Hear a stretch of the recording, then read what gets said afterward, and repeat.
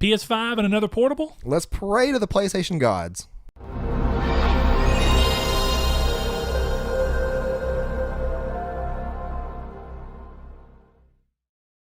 Hello and welcome to Triangle Squared, a PlayStation podcast. I'm your host, Brett Beck, and alongside me, Mr. Saw Bridges, bringing you lucky episode 61. You know, I realized the other day that I hit the table, and up until the other day, I was completely unaware of the fact that I even did that. Since we don't have shot mounts, does that matter? Can you guys hear that? I'm fairly positive it's lightly there. Okay. But sorry about that. You know what? Hey, it's just if you're running this through a sub and like some killer like 15-inch you know subs, whatever, we're sorry if it blows whatever it is out. I doubt it does, but we are a PlayStation podcast called Triangle Squared. You can find us on YouTube or podcast services. We come to you every Monday at 10 a.m. PST and 12 p.m. CST. If you listen to us on podcast services, consider giving us a review, letting us know how we're doing, get our numbers up there. People can find us a little bit easier. If you watch us on YouTube and you like what we're doing, consider giving us a subscribe, hitting the little bell thing so that YouTube may or may not tell you that we have a new episode up or whatever, Or deletes our thumbnails. Yeah, that's good too. So for Triangle Squared, or quick plug, Saul's new Let's Play series he's doing called Saul Plays. Yeah. He's currently doing Dark Souls 3, so if Dark Souls 3 is a jam, go check it out. Come join me. It's fun. It's comfy. And let's see. Oh, and we've not talked about it a lot, but I'm gonna throw it out there once every now and then. We need to do a little bit of work on it. I think we're highly aware of that, but we do have a Patreon, and if you like us enough to feel like you want to support us by even giving us $1, it's on you.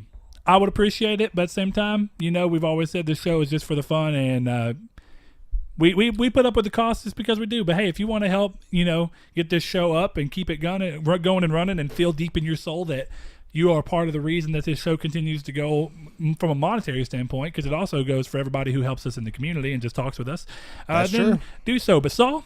Yes, sir. Now that we have that gone and through, Mr. Sir,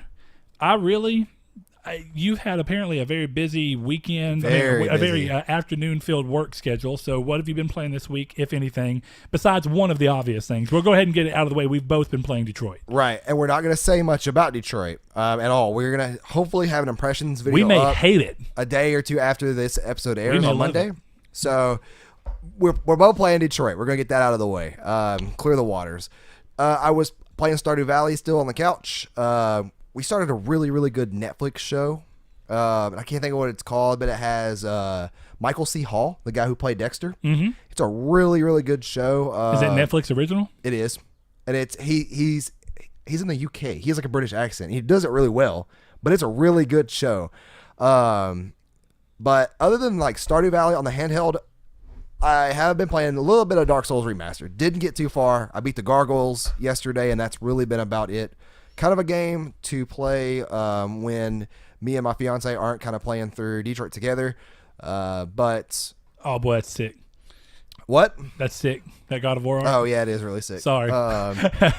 But yeah, so like let's see, Dark Souls, Detroit, obviously, like we said, and Stardew. I think that's really it. I need to pick up Bloodstained. I haven't picked that up yet, but I do know it's only like an hour-long game or an hour-and-a-half long game.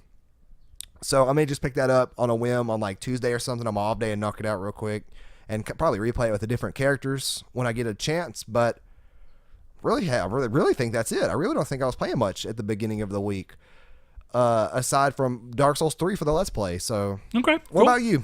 I have played not a plethora, not even a cornucopia or anything, but I've been playing a little bit of games. I played early this week. I was finishing up, I think I talked about in the last episode that we did, Omen Sight by Spearhead Games. Really good game. I enjoyed it heavily. Not one for scores, so I'm not going to worry about that. But if you like a pretty growing combat system that, again, I'm not going to say it's the most deep thing, but if you realize that the price is $20 for the game and what it is and what it aims to do, there's a little bit of missed potential, but it's really fun from a combat standpoint, and it tries to do a lot of things that it mostly succeeds on with the characters, and I think the mechanism behind the multi-day thing that I talked about. So if that sounds like it's something that you would be interested in and you like kind of puzzle platformers with a little bit of a murder mystery back into it, go check it out. It's got a really cool world, and it's part of the Stories what's the name of it? Stories something, the Destiny, I can't remember, Tales of Destiny, something like that. It's part of another series? Is that what you're it's saying? in the same world as Stories Path of Destinies. That's what it's called.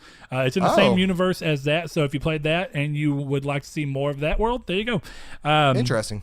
But yeah, I finally got my platinum. I want to make a quick note that there's a trophy for this game. There's two that are kind of like, okay, this is a little bit weird they would have you do this, but the one wasn't so bad. The two trophies are Masterful Denial, which is a silver trophy, where there are these shark things in the game that will pick up other enemies or barrels that are around them and throw them at you, and you have to block or whatever. You have to go around the barrel by picking up a barrel yourself and throwing it at that barrel, hitting it in the air to stop the barrel from hitting you. Okay.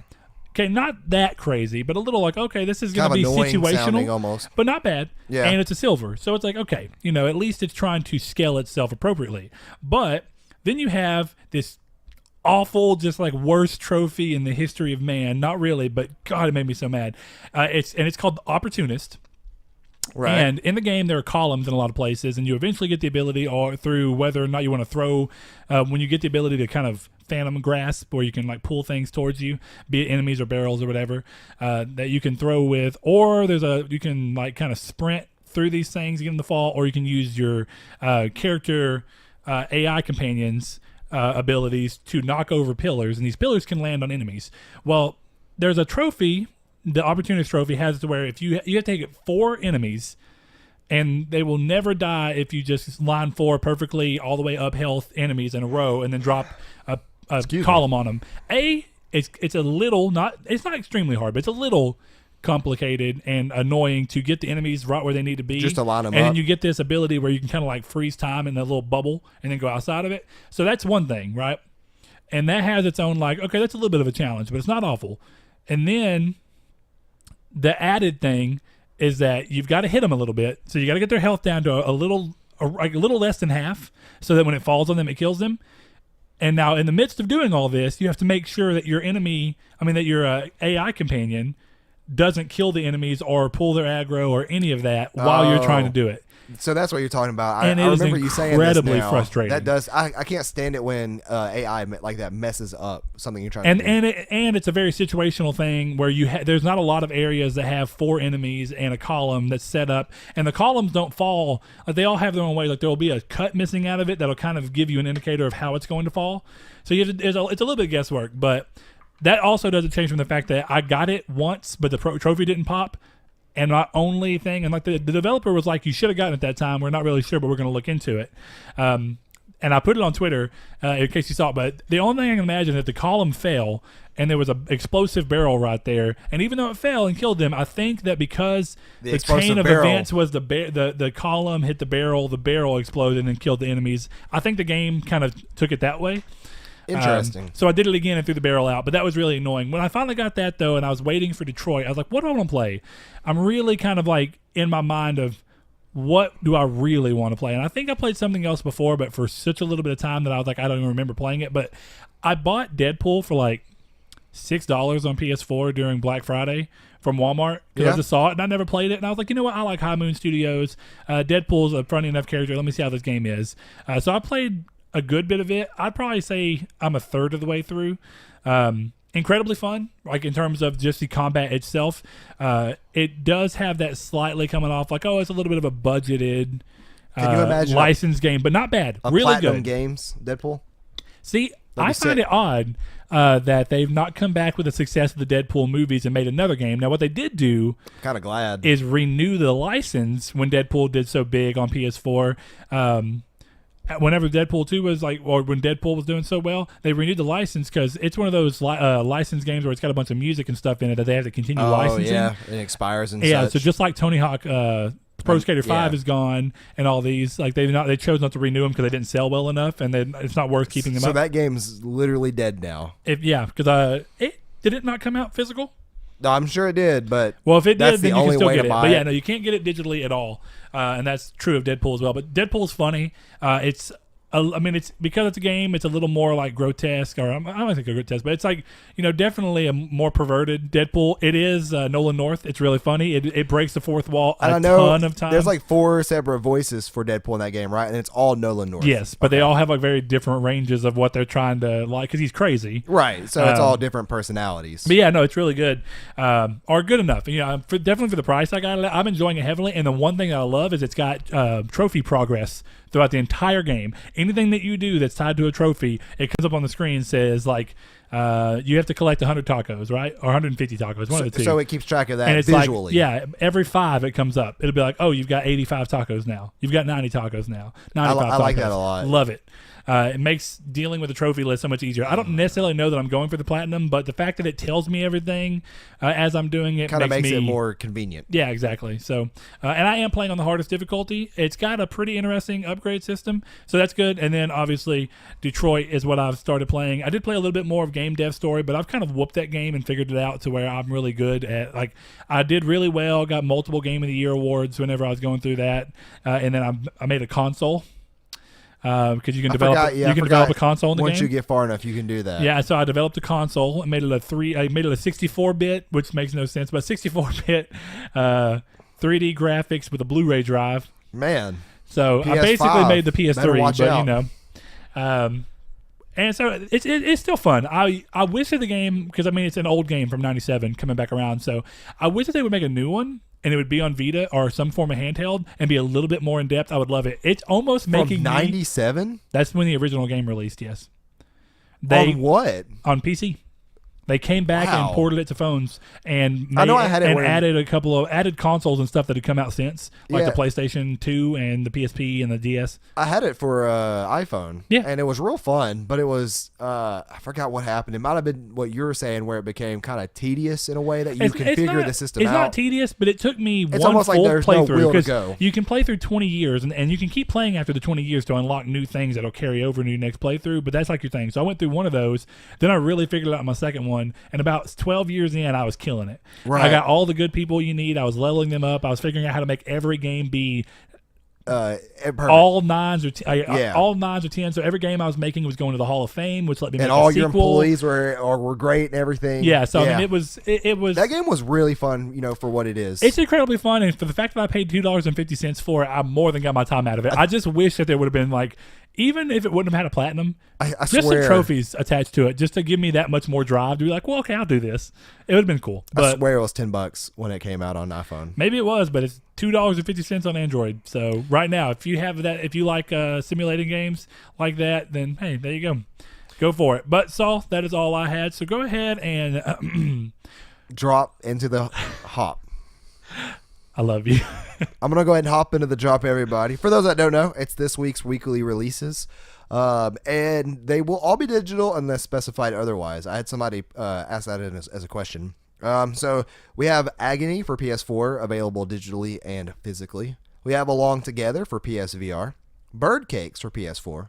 Black Hat Cooperative for PSVR. Interesting co-op game for VR. We have Die for Valhalla for PS4. Earth Atlantis for PS4. Gekendo Kintaru's Revenge for PS4. Harvest Moon Light of Hope Special Edition for PS4, available digitally and physically. Should have been on Vita. That game looks terrible as it is. It's not. I'm sure. I mean, the Harvest Moon franchise as a whole is fall. That's why people are loving Stardew Valley so much. Yeah, last good one was A Wonderful Life. Illusion, A Tale of the Mind. One? It was on PS2. Oh, I think I played it on GameCube though. I did too, but yeah, it was on PS2 as well. Illusion, A Tale of the Mind for PS4. The Journey Down, Chapter 1 for PS4. Cabounce for PS4. I know Sean's excited for that one. Knights of Pen and Paper Plus One Deluxe Year Edition for PS4. Metal Slug 20 for PS4 or XX. Double X. I think that's...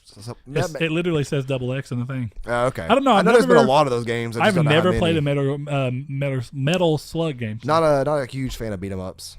Even though I like beat-em-ups, the YouTuber. Pretty cool dude. Mila Noir for PS4. Mila Noir. Moonlighter for PS4, game that looks pretty cool. It does. No Heroes Here for PS4 also looks pretty cool. Played that at PSX. It's incredibly fun. It's a great game to play with multiple people. Interesting. So in case y'all didn't see it, we were trying to get Blaze to do coverage on it, but that ended up not working out with his moving situation. We got a press kit and everything on it. It is beautiful. Has a really cool pixel art style to it. But the way the game's set up is that there are classes that you can play as that do different things. And you play, or no, I don't think that they do different things actually. I think they're just character selections, but they may go towards there. But anyway, the way it works, it's like a castle defense game that's 2D on the side, and you go through and you have to reinforce the doors and keep the enemies from getting to the doors. And if they get to the doors, really you have to shoot them. And so when you're dealing with it though, you have to make cannonballs and shoot the cannonballs out. But to make the cannonballs, you've got to take ore and take it to the smelter and take it to smelter. Take the so there's bar. A crafting component to a tower fall game. Yes, or it's tower very defense game. Yeah, it's very interesting. I like it a lot. Interesting. So, speaking of Towerfall, I never played that, but it looks good. I've heard immaculate things from that game. It looks Towerfall the art Ascension. style is so freaking cool. Yeah, so go ahead. It always seems super fun. But we have Sir, the Hollywood Roast, which has a very interesting cover art. We have Old Man's Journey for PS4. That's actually a really good game. I watched my fiance play that on Switch, and she had a great time with it. It's Journey, but for old people. Yeah.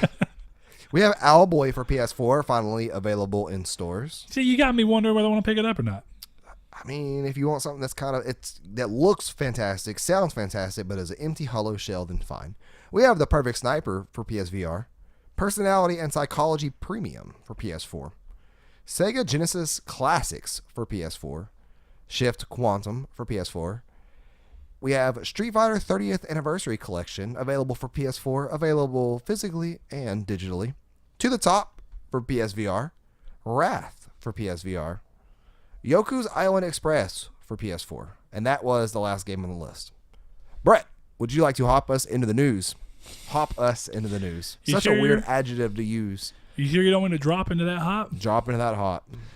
All right. I got the news for you. You asked for it. You want my news? You can't handle my news. Square Enix have confirmed, unsurprisingly, that Kingdom Hearts 3 will be playable at E3 this year, meaning a release date at E3 seems even more likely than it already did.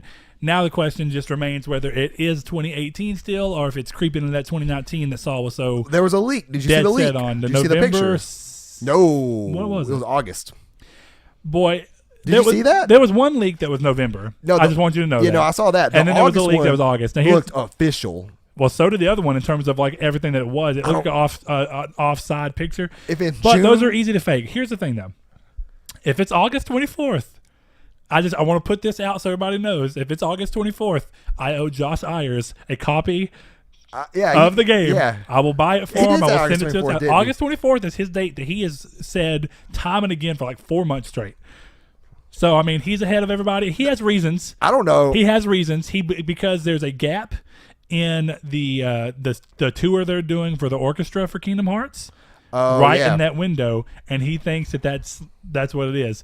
So I don't think he's necessarily wrong, but I just want to see if he's right. Props to you, buddy, because he may work for Square. Who knows? Josh, do you work for Square? If you do, and he's just trying to get a free copy of the game. If he worked for Square, he probably didn't. Next up, Gran Turismo Sport will be getting 9 new cars in its May update, launching the week this episode goes live. So this is technically next week for us, but the cars have been teased with slightly lighted silhouettes being shown of the cars to be added, with people playing a little guesswork. I'm not necessarily a car aficionado, but I noticed a few cars that I think I'm on the nose for, but to save myself from the humiliation of being wrong, I'm just going to say nothing. I wonder if Ryan has been able to pinpoint what cars they are. I'm sure he has. All right, next up, Fortnite. Oh, God. Continues to grow, and so does its monthly revenue after hitting $223 million in March, like we talked about. April saw that number rise to $296 million. If the growth continues, I'm extremely curious to see if it will actually break $300 million. Oh, I'm sure it will. And something I forgot to say is I have played H1Z1 this week. I forgot about that. Completely. Oh, yeah. Won my second game. I did not. Got number 1 in my second game played. It was fun. Yeah, you're good at them shooters, Saul. You just are. Yeah, you guys let me know. Let's know on Twitter or whatever. We can get some groups together when I have free time. Yeah. So once a month. Josh, Bobo, May. Well, Boba May, Ryan, I think whatever. Ryan was wanting to do too, and then Oh, I didn't know if Ryan was playing. We need to hit him up. well, I There's don't a know lot of either. people I He need to just- hit up. Yeah, he asked, but I'm not too sure. I gotcha. Sports game fans can rejoice knowing that their yearly Madden fix is set to come right on schedule, releasing on August 10th. Interestingly enough, EA's page calls for the game to be coming to PC, but there's a chance that was a typo. That is very weird. odd. Yeah, it's very weird. But PC's been kind of having its little renaissance thing, so we'll see what happens. If it comes to PC, I wonder what modders are going to do with it. That's like my first real thing. Oh, what are modders going to do to it? Originally announced last summer for a late 2018 release, Telltale's The Wolf Among Us Season 2 is now delayed into 2019. A little unsurprisingly, the company describes the delay as the result of a fundamental change within the company since the original announcement. Probably, the huge, massive layoffs they went through and restructuring they did. So, again, not surprising that it's delayed. A little sucks because, I'm really looking forward to it. But at the same time, it will probably be better off next year because this year is still really heavy release-wise. Oh, yeah. That we'll continue to talk about coming up through this. Quick shout out, I forgot to put it on the news, but if you're that kind of person that likes it, if you like turn-based strategy games like Final Fantasy Tactics and the like, Rainbow Skies is coming. It's the sequel to Rainbow Moon, which I think was a 2013, 2014 game for Vita and PS3, and maybe even made its way to PS4, and that will be coming to PS3, PS4, and Vita. So look, Vita's still getting some A+ support. Some People really lovin's. liked Rainbow Moon, so good on them. Next up, though, Rainbow. Speaking of Rainbow, that's probably what brought it to my mind. Rainbow Six Siege is finally receiving PS4 Pro support as part of the upcoming Operation Parabellum update.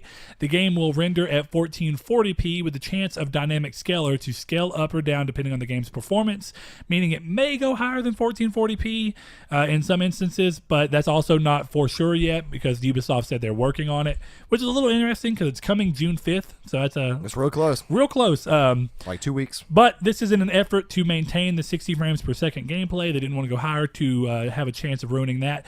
The update will also bring with it balance changes, a MOBA-inspired pick and ban system to attempt to make the selection process more tactical. I was curious what you thought about that That's super weird. and whether it's optional. I feel like it would have to be. Probably for rank play, probably not. See, that's what I think. For casual play, On casual like, play, I could see it. Yeah. In League of Legends, there's no banning in casual play. When I last played, it's been 2 years. Sure. But yeah, it's super interesting. That may be smart. I don't know. I guess we'll see. I'm sure I'll play with Jonathan or Sean or somebody soon. Yeah, and there's some other slight quality of life changes they're doing in the UI. So if you liked Siege and are taking a break, or if you still play it and are just excited for whatever comes, there you go. We've also finally got a look at the new Battlefield game titled Battlefield 5, but stylized with that cool Roman numeral V. Meant for vaginas. Because the game's all about women. Okay, so Hold on. I will say that I've seen more people talk about the people talking about the game than I've seen people talking about the game. actually I have too. I don't. Anecdote, I'm not, you I know, have yet, and I am on Reddit, Twitter, YouTube constantly, and maybe it's just because I haven't gone to the Battlefield subreddit, but I've yet to see I will somebody. say this: I've not been on YouTube complaining. and seeing it there, but I have seen some. But I have also seen way more people trying to come out ahead of it and be like, "It's not a big deal." I'll tell you right now, I don't give a damn. It's not a big deal. I mean, if a game's trying to be historic, it's somewhat of a big deal. But when you have somebody with a hand, like a hook hand, and such, and it looks like it's just going to be fun, and it's just set in that world. Like, it doesn't have to be super well, and I will strict. say this. Okay, so they're not necessarily going for extreme realism, right? Now, Right. Battlefield is extreme realism. If From I was a playing mechanical Discovery, standpoint? like channel game, and Yeah, they had that in there, I would be somewhat questionable. Battlefield has always done this thing where they ride the line between trying to be historically accurate with the mechanics and realistic with the mechanics, with bullet drop, mechanics and stuff. So that's something they've always done. They've pioneered that. And they've always tried to make sure that they're graphically on par with what you would expect from the time period they're set in. I don't necessarily think that they've never said, oh, this is supposed to be real World War II. Because if you want to say that, I mean, realistically speaking, these are all made up stories during this time period. Even the story for Call of Duty World War II is a fictional story based in a real. So the real event Saving is just Private Ryan the was setting. real, right? You know what I mean? I don't know. I think that was based off a true story. Even then, they take a lot of creative liberties. Oh, So I'm my sure point they being, do. when you're making a game, there's a lot of liberties that have to be taken. You can't do a game because if you made a game, and this is where I'll leave it because I do think it's ridiculous to keep talking about it. But for the people who are worried about it supposed to being so accurate to the time period, well, first of all, you can't respond in real life. You're gonna have a problem with that. So that's not realistic. You can't get shot, 15 times in real life and keep running from it the entire time. My point being is that it's a video game. You have to suspend some disbelief to be able to enjoy it at all. If you don't, you're not going to have fun with games. Now, if you don't want to play the game because there's women in it, I don't care. But I also don't see the point in making it a big deal. I just think it's that doesn't necessarily interest me. Leave it alone. Well, I'm definitely going to play it for sure. Like, I never play Battlefield, right? I think they're extremely pretty. And the thing I'm excited the most about Battlefield 5 is just seeing what it looks like. Because Battlefield 1 was gorgeous. I mean, even though I didn't play it. You should play Battlefield 5. Like, I guarantee you that if we have people playing, it'll be fun. I don't need no World War II in my life. Just come on now. But anyways, give me when it's Infinite Warfare, whatever. Infinite Warfare, whatever. Is that what it's called? Why don't I just play Black Ops 4? Anyways, because I want Infinite Warfare 2. Anyways, that's what I want, Saul. I'm weird. Unless they're like definitely trying. If I can tell they're trying to pander something in a game, it doesn't bother me. Like that, or they're like, not really. Like she has a hook cannon. That's kind of cool. Like I don't really care that it's a girl in World War II, but like there has been times in which games have tried to pander or push or do all that stuff. That's when it bothers me. It's like whatever. They're having fun with it. Like the trailer was super cool. Like how it transitioned so easily into gameplay. Did you see that? It was nice. Looks beautiful. So I mean, I don't know. It is funny that there's all this stuff. But in case you were worried about all this news and didn't see it for yourself, like we said, the series moves back into World War II, which is going back to when the game first, the series first started. It will feature a traditional single-player component in sharp contrast to what what Black Ops 4 is doing. Continuing on with the war stories idea that they introduced in Battlefield 1, the game is bringing back co-op for the first time since it was introduced and left behind in Battlefield 3, calling it combined arms and letting up to 4 players join together online. They specifically say online, so I doubt it's on split screen for special missions. Of course, multiplayer is where everybody wants to know, and it's where the legs of the game really are. But multiplayer will see the addition of the fortification system, which lets players build machine guns and foxholes, but also reinforce destroyed buildings and more, which sounds cool.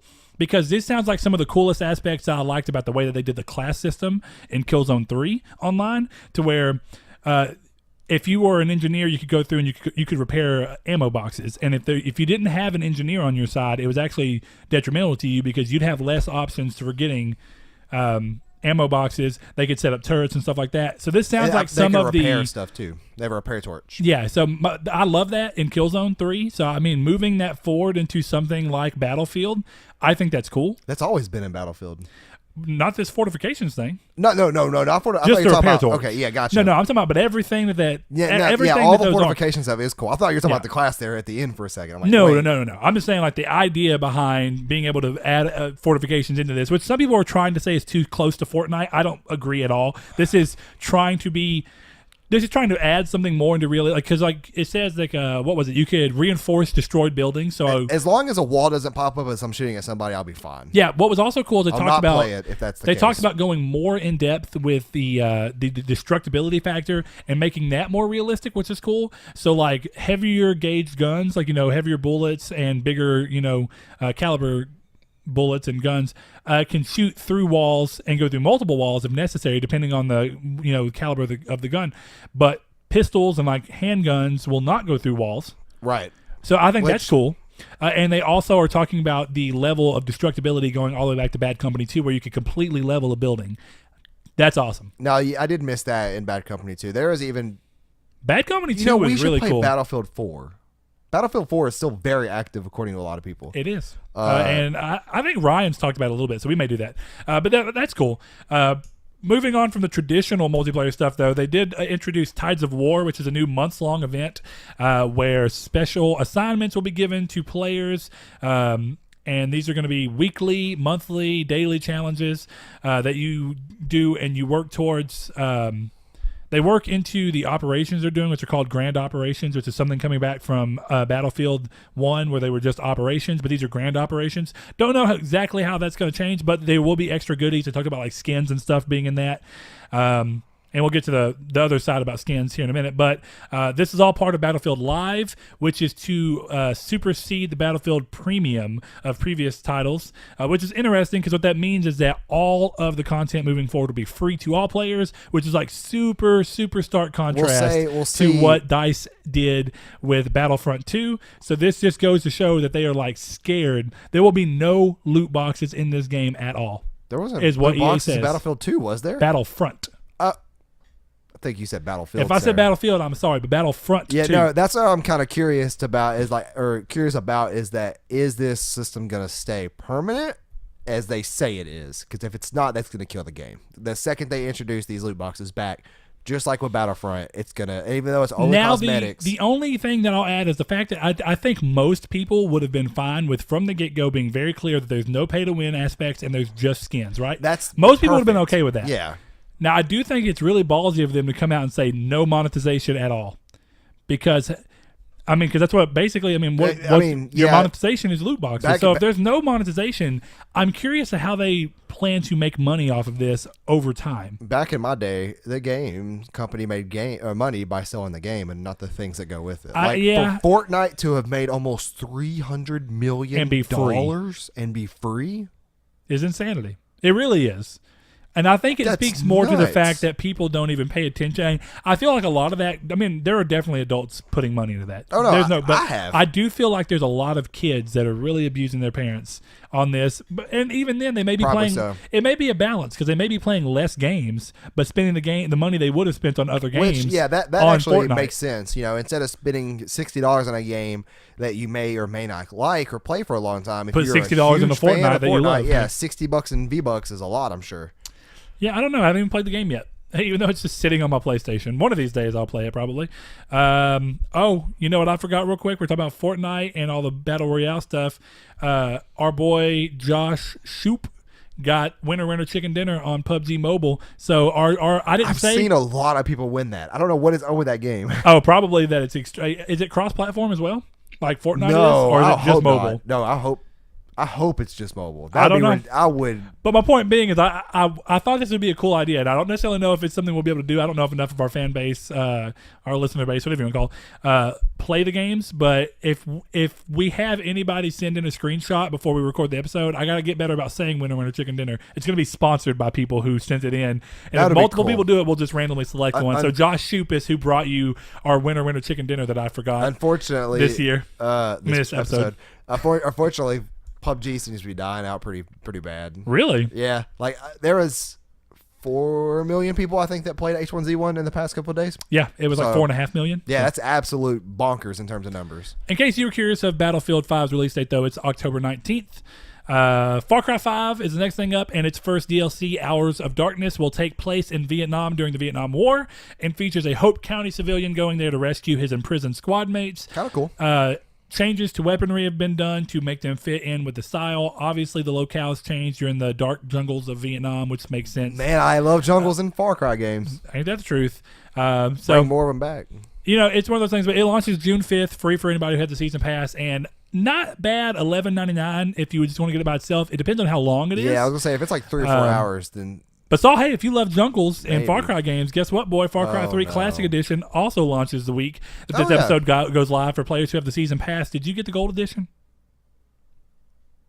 I don't know. I don't remember. But if you got the Gold Edition, you get to go ahead and play Far Cry 3 Classic Edition. I don't think so.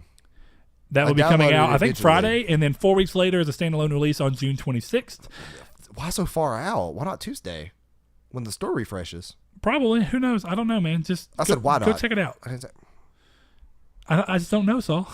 Why don't you go ahead and talk about Game Informer and Days Gone? We've heard too much about already. Right. But in a recent talk with Game Informer, and this isn't technically about Days Gone, but Days Gone developer Ben Studio talked about them prototyping a few Vita games before Days Gone, before they moved on to PS4 with Days Gone. One of those games was an infamous title that sadly never materialized. But I will say this. It's extremely interesting to think of how many games they made a prototype, right? Because the obvious one would be like they probably prototyped another Uncharted game, which may have been Fight for Fortune, which ended up being a card game.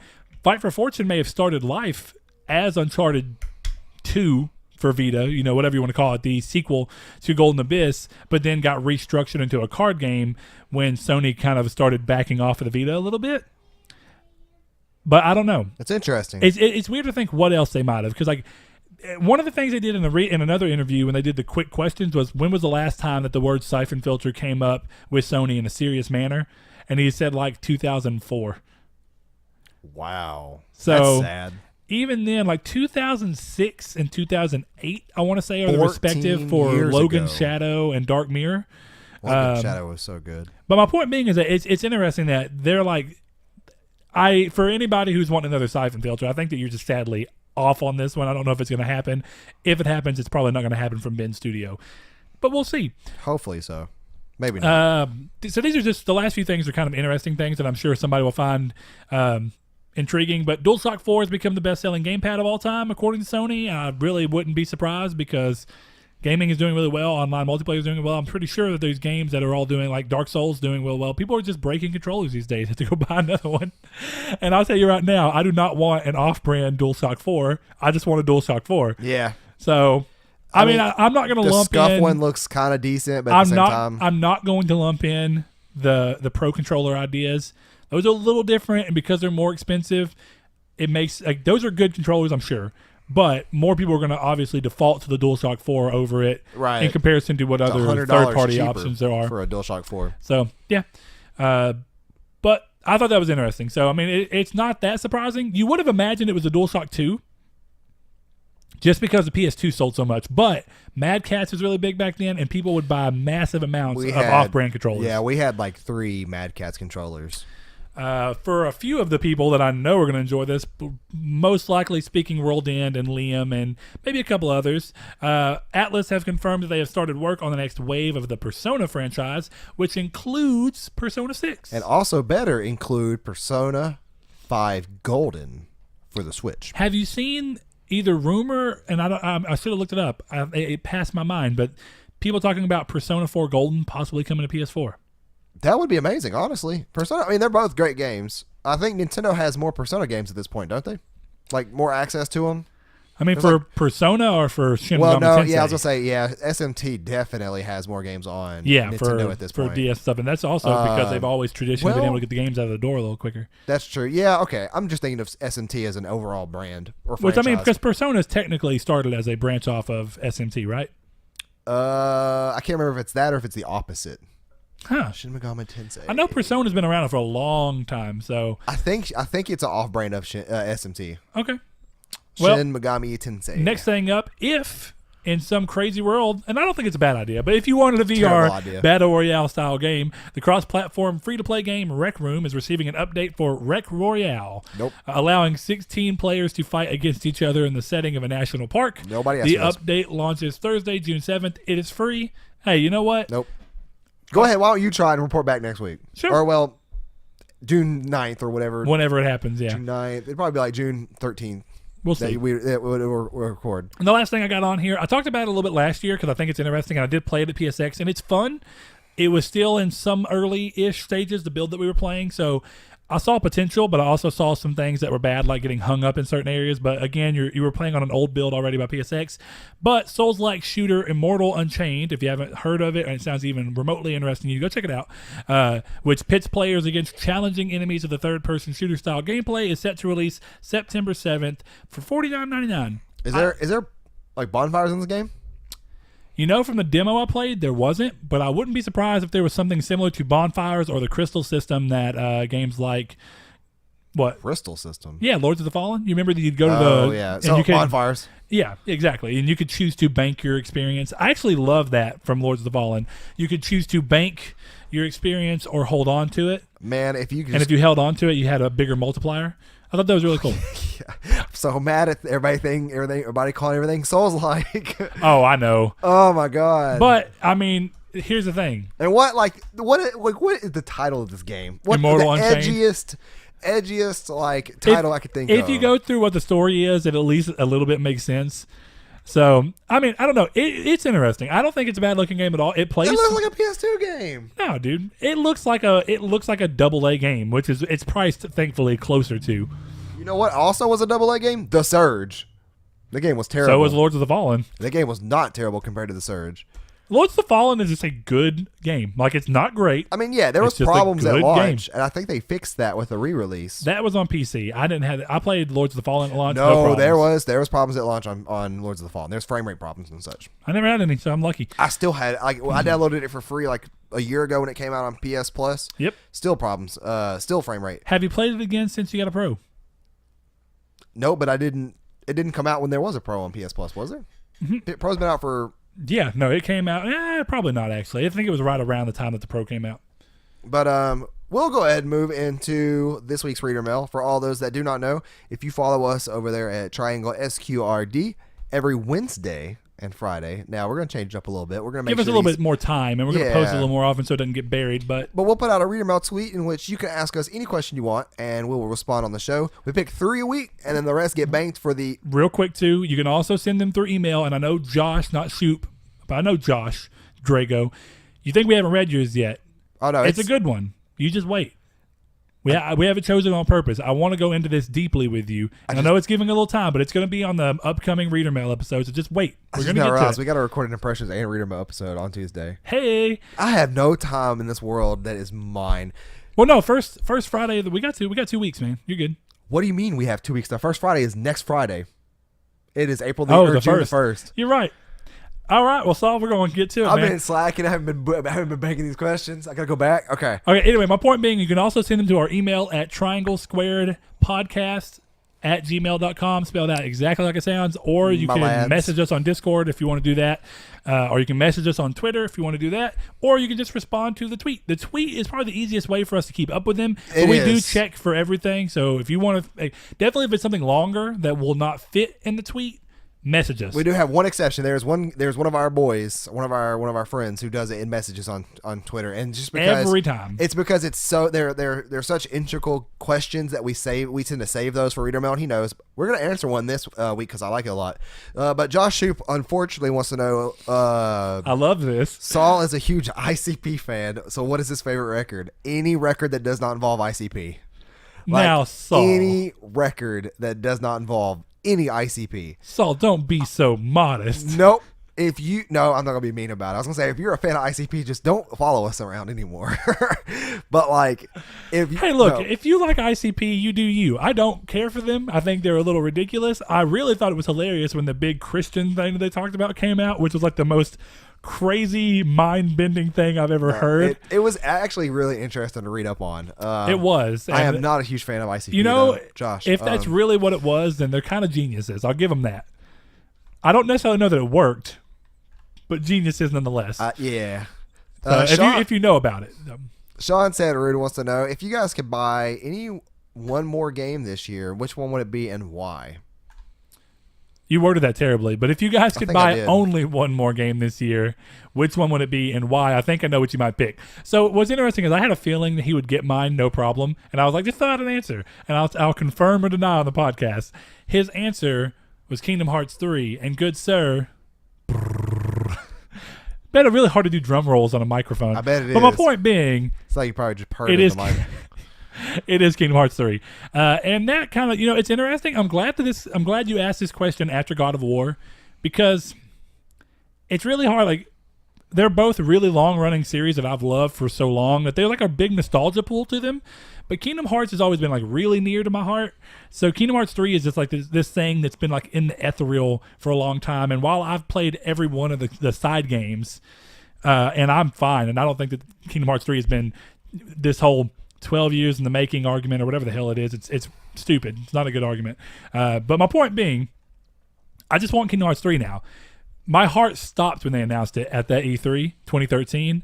Literally, I couldn't breathe almost. I felt like my stomach fall out. And I don't think I've ever been quite as excited for a game since then. And it's very odd because I was really, really stoked for God of War when they showed it. Like, it was close. It's probably the closest I've gotten. So my point being, I'm glad you asked this at the right time, because I can say Kingdom Hearts 3 without feeling too bad. There are plenty of games coming out this year I want to play Spyro Trilogy. I want to play Spider-Man.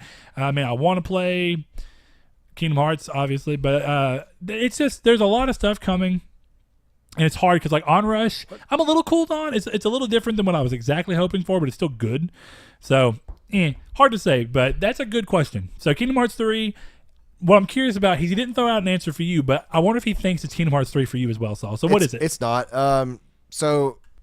Death Stranding surprise 2018 release?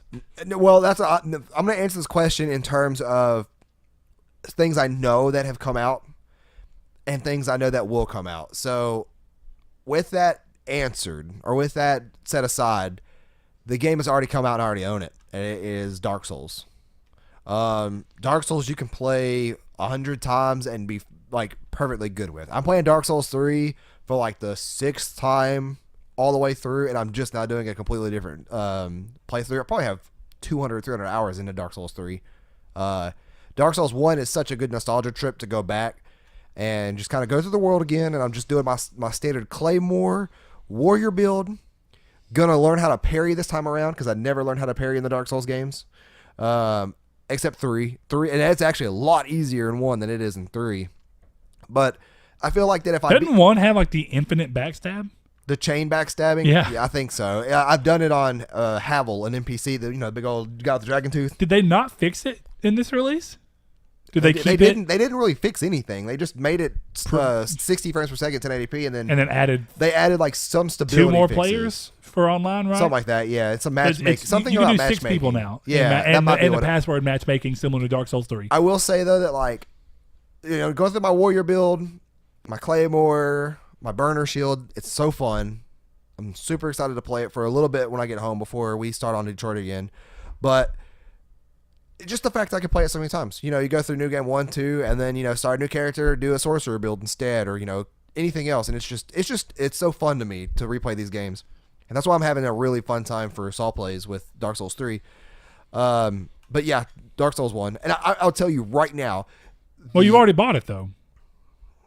It just says if you could only buy, or if you guys could buy only one more context. Then that I thought you were going to the hypothetical Bloodborne 2 with this. No, I'm going to stuff I know is coming out. So then I'll probably will say Red Dead. Okay. Just because of how open world Red Dead is, I imagine it'll take a long time to get worn out in, and it's in September, so I only have 4 months to go until I'm done with the year. And for sure it's coming. 3 months. Okay, I'm with you. But yeah, so I will say though, getting to that the gargoyles fight in Dark Souls 1, and to get up on the ladder where you can summon Solaire. And then that entire platform is covered in summon signs. And they're bright neon in this game, or in Dark Souls 1 than compared to the other ones. And it looked beautiful. It was just like a ray of light of all the people that are playing. And I love it. But we'll move on to our final question. Why don't you take care of that? You have it pulled up. I will. Okay, Mr. LGB, long-time listener. Thank you, sir. We saw your new review. It was sparkling and glowing and beautiful, and thank you so much. Thank you. Or your review update. I didn't even know you could do that. You could just go in and change the review. I didn't know you could do that either. So that's cool. Or, he basically went back to his original review and was like, update, still great. Okay, good. probably just edited. Okay. Yeah, so thanks, man. He asked, hey, guys, hope your week's all good. It was. Not really, but yeah. I mean, it wasn't great, but it wasn't bad. So I'm going to consider that good. Wasn't good at all, except for Dark Souls. Any weird food combinations? In Detroit. Mine are fried eggs and ketchup, which I'm down for, first of all. Good sir. I eat scrambled eggs. I eat omelets. I eat sunny side up eggs, all with ketchup. Ketchup and Tabasco. Now, don't get me wrong. I don't always do ketchup, but I will do it. I enjoy it. Always. So to counter on that one, I do eggs, scrambled, fried, whatever, and I don't do it all the time. I do it as a special treat with grape jelly on it. Yeah, that's it's delicious. I think that's a southern thing because I know that's common around here, and I've talked to other people that are not from here that think that's weird. Okay.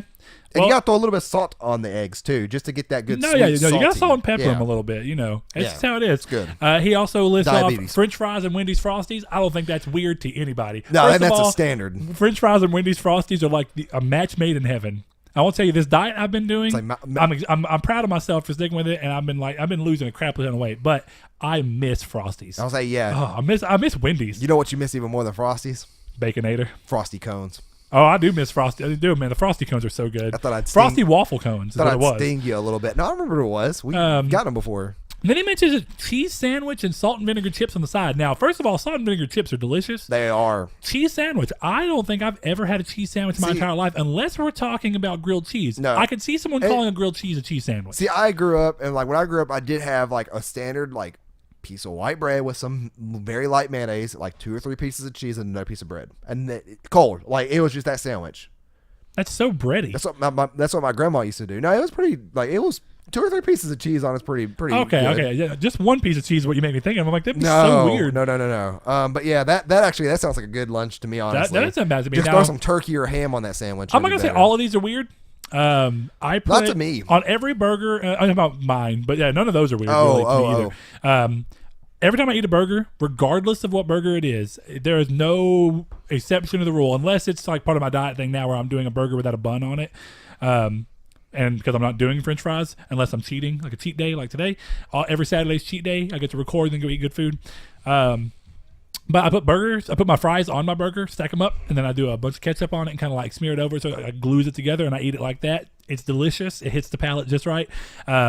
Going back to grilled cheese, though, I dip my grilled cheese in ketchup. I do too. Everybody acts like I'm insane for that, Thank but you, it's Bruce delicious. Almighty. Yeah, Bruce Almighty taught me See, about that. I didn't even know about Bruce Almighty. I've been doing that since I was a wee lad. No, yeah, Bruce Almighty taught me that for sure. Yeah, whenever I've never cared for Sonic's food that much, like Sonic fast food. They're pretty good. But I get there. Underrated. I used to, like, whenever my grandpa would go there when we were kids and try and get me something, I would just get a grilled cheese and dip it in ketchup. And I was like, that's good enough for me. They have good grilled cheese, you know. Yeah. So that's my thing.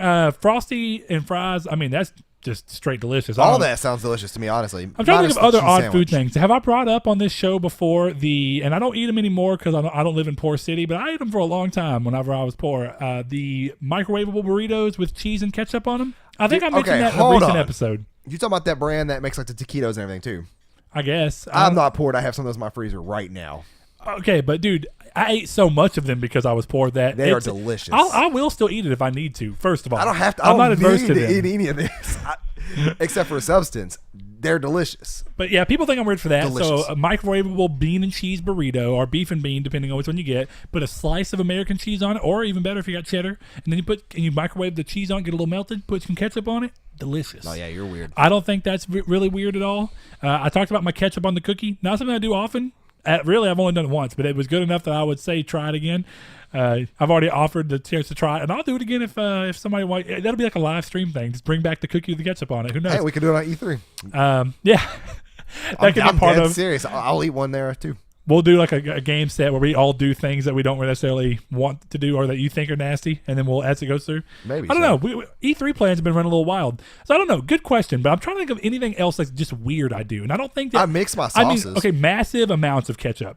That may sound weird to people, but I eat massive amounts of ketchup. Problems with all ketchup he eats. Yes, so when I eat chicken of any sort, grilled, fried, whatever it is, I mean, dude, I get like How many ketchup packets? Like these standard. I don't even go to places with ketchup packets. I'm just saying, like, if you like to give everybody an idea, those are pretty much universally known. Okay, how many of those? Most people know what a Chick-fil-A is, I would imagine, right? So well, if we're gonna go, maybe not people in UK. Okay, but Chick-fil-A, they have these ketchup packets that are basically the equivalent of three. They're the equivalent of three smaller ketchup packets, and they're in like a plastic thing with a rip top, where you can either open it and dip, or you can squirt it. Yeah. Okay, I put one of those at least on my Chick-fil-A sandwich when I eat my Chick-fil-A sandwich. One full packet. So it's three packets. So that's three packets. Of those little foil that's packets. just for my Chick-fil-A sandwich. And then for my fries, I have to have three more that I squirt on my fry the whole time while I'm doing that. So and that's modest. You eat now, when I go to Slim 12. Chickens, when I get everything in a basket, I use like pretty much half the ketchup bottle. So how long? Okay, so how long does a bottle of ketchup last you? A standard bottle, not the little mini ones, not the big family size ones, but a standard bottle of ketchup. Week and a half. No, that's crazy. That lasts me between me and Kyrie. Kyrie loves weeks. ketchup too. My daughter got that from me. So enough about food, though. Good question, but it's time to move. Can I answer? Oh yeah, sorry. Go ahead. Yeah, I completely stole that from you, so I'm sorry. I've steamrolled. I like to mix my sauces, which I know some people's weird about. Like if I go to Chick-fil-A, I get barbecue, buffalo ranch, Chick-fil-A, and Polynesian. And I don't always get those all at once either. We have those kind of stashed in our cabinet from previous visits. But I like to mix up my ranch and barbecue together. I like to really mix them all up together. Like not to make one nasty sauce, but like, you know, dip in a little bit of Polynesian, then dip it in a little bit of ranch. It's delicious. It's all going to the same place anyways. I think my weirdest thing though, and I've been called out on this by Andy, I didn't think it was all that weird, but putting hot sauce on my mac and cheese. Now, okay, if we're going that route, I don't do it, but if I'm eating a plate that's got ketchup on it. No, this is nasty. See, now I will say this. I don't like hot Ketchup and sauce, mac so and hot cheese. sauce and mac and cheese sounds gross to me, but that's just not big. I don't think it's weird. I just doesn't sound like something I would like. Or sriracha, because I imagine that's part of what you I'll put. say sriracha. The sriracha is what I put if I don't have a packet of Taco Bell mild sauce Okay. at home. Now, see, Taco Bell mild sauce, different story. I could see that being good. No, it's real good. Sriracha, not so much. Now, sriracha's real good but too. yeah, that one could be considered weird. Every now and then, when I'm just eating a plate that's got mac and cheese on it, like say we go to Golden Corral, right, and I've got fries or fish or something. Oh man, that sounds so good tonight. Oh god, we could go. But anyway, my point being, every now and then when my ketchup sits on the plate and it gets to my mac and cheese, and I just go take a bite, that's like the end of my mac and cheese that's on there. It's good. I don't mind it. But I think that's really the only thing. Something weird I do with food that not a lot of people have really thought of, I don't guess, because I always get weird looks when I say this, is that whenever I take my peanut butter and jelly sandwich and I make one, I like put it in the microwave for like 10 seconds. Okay, so it's a little warm? No, it's not a little warm. It's a lot warm. That's interesting. Yeah, I've never 10 done seconds that. is just enough to make it. You like peanut butter a lot, so. I do like peanut butter a lot. Good protein. Good protein. Let's go ahead and hop into the main topic. Real quick, shout out to my boy Corey. He's my wee bro. We are Japanese people who like very Japanese things, so we're weeaboos, but we're bros, so we're wee bros. He's also my weeaboo, like my boo. So I thought you meant like Nintendo Wii Bro. Oh God, no Wii Bro. No weea bro. You could say Weeb. Weeb bro. That puts another B into it. See, I'm going off the way I spell it. But, so, we're going to move into this main topic, which is basically, there was a lot that came out this week from Mr. John Kodera. He actually has a slightly different name, but for some reason he goes by John. He's like, oh, my name is too hard for all these American people to say, so we're just going to say John. His name's in here somewhere. Let me see if I can find it over here. Here it is, I think. Interesting. I guess... Kenichiro Yoshida? No, that's a different person. Okay, so that's the CEO. And this is John Kodera. He's the PlayStation chief. Okay. There we are. So we have different things. But there's been a lot of talk from PlayStation this week about different things, all the way from a harder lean into making sure they continue to do first party stuff so heavily, and like basically more investment into first parties, which is interesting. And I thought that quote was very odd because they're talking about that, but then at E3 we're not seeing more games announced unless they're unless they're trying to be a snake in the grass. They've so far said that it's going to be these 4 games, and that I still expect maybe a surprise or two. But instead of them coming out with a couple of new games, considering they've shown the same games for the past few years with a few newer ones in there. But with that being said, it sounds weird to think that they're doubling down on exclusives, knowing that unless PSX is just a massive swing with a bunch of new games announced, we're not seeing evidence of that yet. Right. All right. And now, where we can come back to that in a minute, but where that also goes into is a further talk about the next 3 years being riding the PlayStation 4 out and improving PSN numbers, subscriptions. So here's the thing. I don't agree with it. Here's one thing. I think that the 3 years includes the layover period, like the what would you want to call it? Well, no, because transition period that most consoles have, to where I would consider that less than a year, though. No, or like I would say about a year. Yeah, that's what I'm saying. Not so less than a year. Let's just say 2 years, right? So that means that the PS5, if we go off of this 2 years thing, would be 2 years. Would be somewhere in 2020, right? And it could be early 2020. Yeah. With a reveal in 2019. That's if we're going off this transition, though, which I hope, because here's the thing, is like this, people are going to disagree. Like, I get it that consoles cost a lot, and like not everybody has a lot of money to get a console every like 8 years, but man, technology is moving at such an advanced rate. We can't have 8 year I'm not going to say that. That's part of it. But I think the other thing is that we are not in the same position that led to the 8-year PS3. No, by any means. So, and I mean that in a personal and economical way. And I don't want the PS4 to be around for 8 years because I really liked the original 5 to 6 year iteration period. It felt good. It felt perfect. It felt like you got a lot of games out of it. Well, these mid-gen consoles are screwing things up too, because people I bought a PS4 Pro. If they announced a PS5 next year, I wouldn't be mad. But I know a lot of people would, because they had that $400 and they bought that instead. And now this new console's coming out that's more powerful, roughly the same amount of money, if not maybe like $50 more. And I understand it. I do.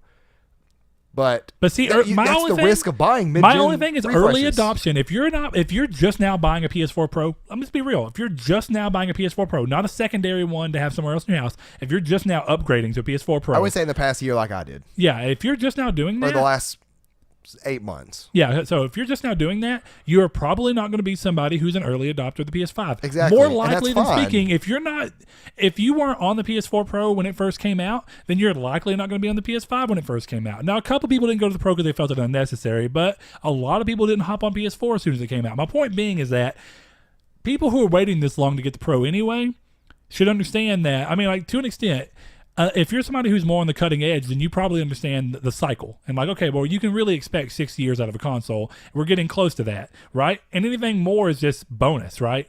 And whether that's a good or a bad thing, for the PS3, I felt it was a little necessary, and the PS3 was pretty monstrously powerful at the time, which that did start to show its age as we continue to just advance so much, technologically speaking.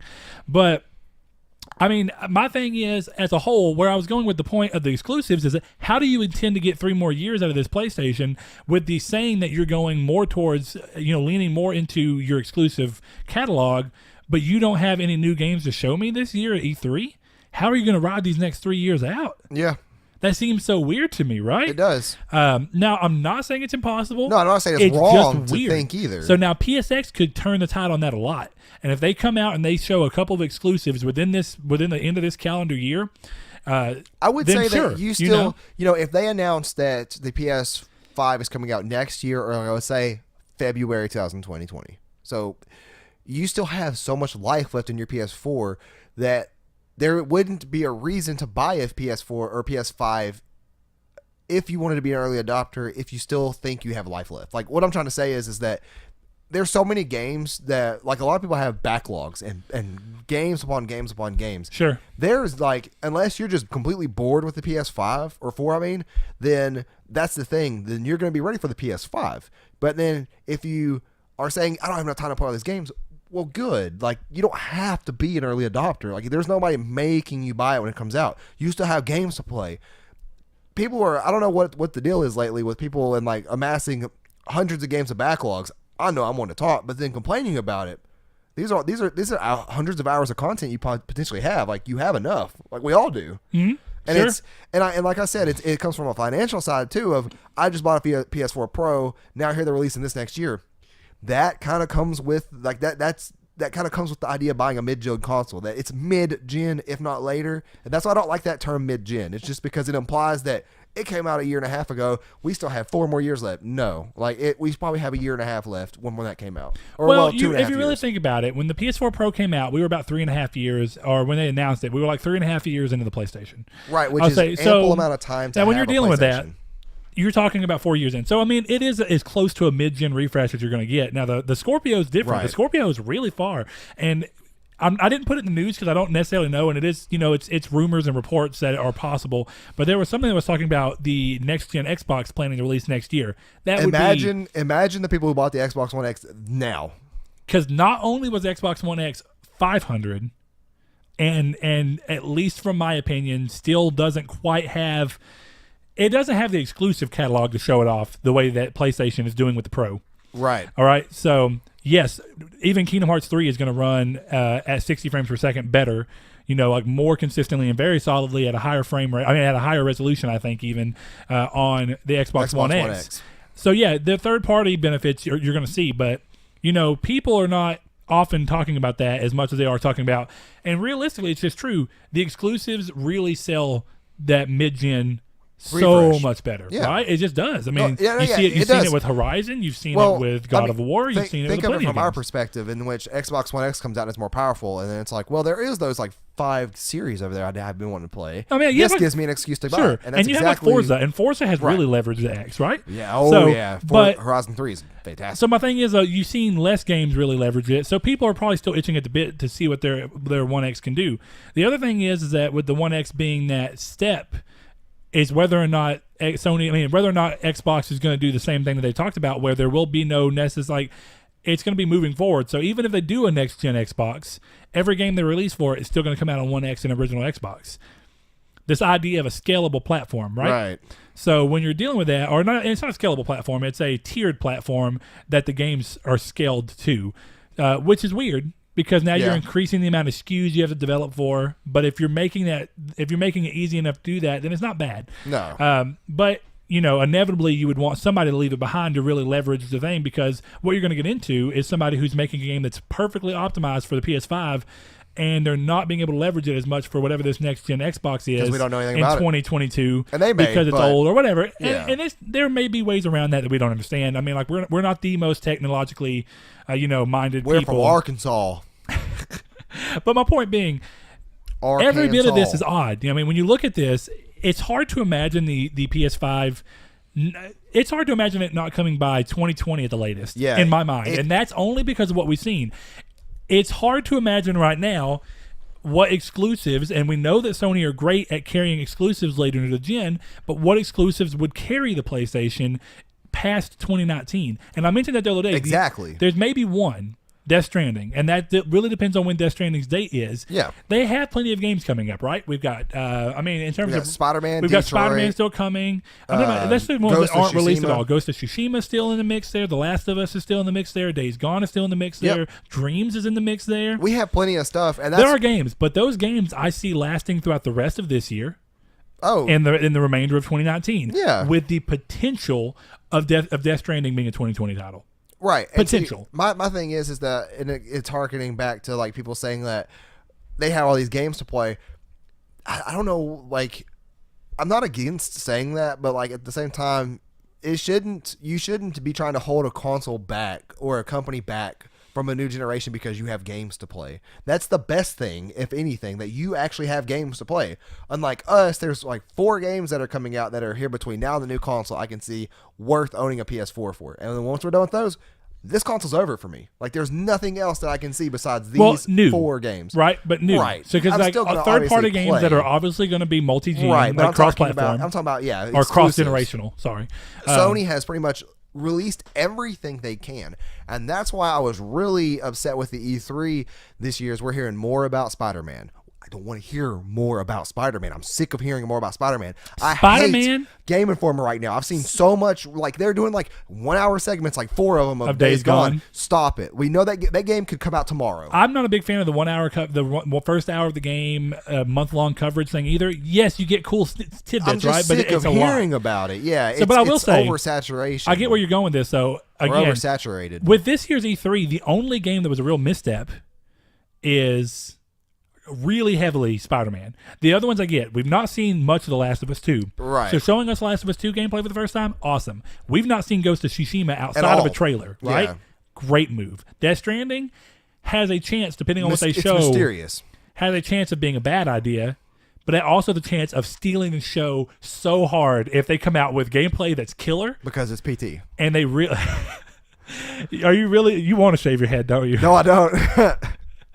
But my point being, with all that going forward, Spider-Man being in this year's E3 is even more telling that there's only 3 games that they're talking about hard. Days Gone is the 4th one, but not going to be E3 in the same sense. No. Of games that are going next year. We still don't quite know where Dreams is, but we know it's got to be coming soon and likely this year. So again, 4 games to release in 2019. I could see that doing across the whole year. Right, and think about it. Like, when you know those 4 games. But what is 2020? This is based off of what we know right now. Now we've seen so much of the same stuff at this point. Unless Sony's really starting to do that thing where they pull close to their chest and they start announcing and releasing games within 6 to 8 months of when they announce it. I don't see that happening. But I don't see that happening either, because it's different. When they're having to build your hype on the console as well. They want to sell you on the console. They're going to need games for that console. So now, of course, here's the arguments against it, because there's got to be arguments against, well, this is why PS5 may be 2021. The obvious argument is that the longer they can continue to sell PS4s and the longer people are wanting PS4s, the more money they're making on existing hardware that they don't have to do R&D on. They're doing R&D anyway. I want to clear that up. That's a company that's constantly doing R&D. Right. So they're not really saving money. I heard that argument earlier today. Well, if they can continue doing PS4 with saving on the R&D for PS5, I was like, they've been R&Ding PS5 probably since PS4 launched. Yeah, I was gonna say probably at least 3 years now. Yeah. So my point being, though, yes, there is something to be said of that. They stand to make more money as the components for PS4 get cheaper. They can drop the price even more. There's a lot of ways for them to continue to really bank from PS4, right? They'll bank from the fact that there's a big user base. Every game that releases continues to buy third-party games. They make money off of that back end for the game being on their platform. They make money, right? Hardware is a big part of it, but as we're seeing, they've already said that they expect hardware to start slowing down. Now, how quickly is that slowdown going to be? It's going to be who knows? minor. Who knows? I think it won't be bad. No, I think it'll still be. We're just going to see a decline for the first time. That's what they're expecting, and I believe it too, because when you're getting right up to 80 million units sold, which is what the PS3 sold and the Xbox 360 sold over its lifetime. Right. You're creeping up on. It's got to slow down somewhere. Now, gaming's bigger than ever now. I do still think with the current trajectory in the next 2 years, I do think we'll see PlayStation 4 cross 100 million. How much further past that, I'm not sure. But so they're going to make money off of that. They're going to continue to make money on hardware. They're going to make money off of this software back end. They're going to make money off of the exclusives that they come out with, like God of War that did $5 million in the first month. They're going to do that. They're going to do well. And of course, they like continue. Last of Us 2. Yes, exactly. And all the games they're showing have the potential to be big hitters. Oh, yeah. I mean, Ghost of Tsushima has got a lot of buzz. And even Infamous Second Son did really well for them. The Last of Us is obviously going to do well for them, and Death Stranding's obviously going to do well, regardless of how it's received, because it's Kojima. It is, and this is his first And there are a lot of loyal Kojima fans, like exactly. me So and it's going to do well. They are smart. Follow him. The 3 of their next games, the 3 games that they're talking about at this E3, are going to carry heavily for them, right? Oh yeah. But after those 3, where do we go? So what is the there? other argument is that, you know, the longer they stick with that, the more they can push it. They just You're just the more you're going to frustrate your gamers. And then their tendency to move. I think it's a mixture, because Xbox has not been compelling enough to give me reasons to move yet. But this E3 could change it. Who knows? Right. And this is talking about me. Obviously, everybody's this is all different. personal. Yeah, this is all personal. So, with that being said, though, and I do think that there's something to be said that I think for the majority of gamers, there's a reason that the majority are on PS4. I want that to be said, and I currently do not agree that Xbox have shown enough potential or promise with what they have out in in limbo that would drive people away from PlayStation, even with an elongated lifespan, right? Now, with this E3, that could change. And that's one thing that Sony may be trying to gear up against, and see how Microsoft comes out swinging so they can adjust to see how PSX needs to be.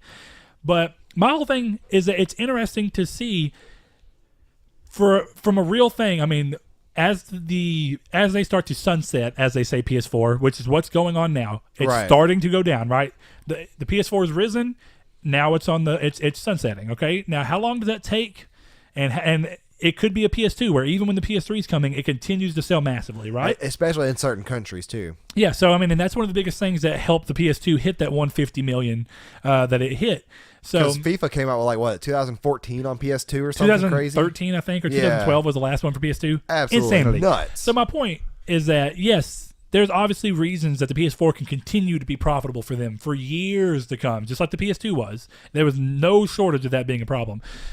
So there's no reason not to keep the core gamers, which are going to help you get your foot into the next generation, get them going, get them happy as soon as possible, at least in my mind. And I don't want to say as soon as possible in a real heavy manner, but I mean as soon as possible in a way of like, yes, technologically speaking, we're ready for an advancement, and the core gamers have had long enough with the PS4 and the Xbox One that the next gen can hit safely, in my opinion.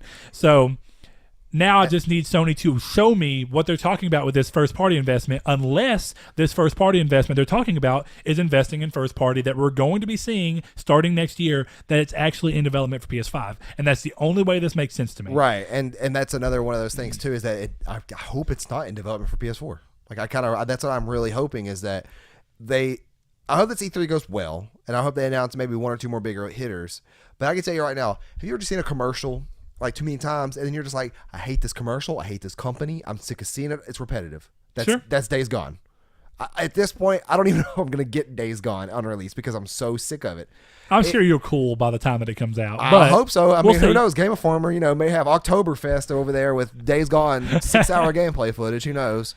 But my whole thing is that what people need to understand, and what I almost see as a failure to understand with some people, I'm not saying it all, and this is my personal opinion, is that any form of electronics, any form of a hobbyist, especially using technology, it's going to be expensive.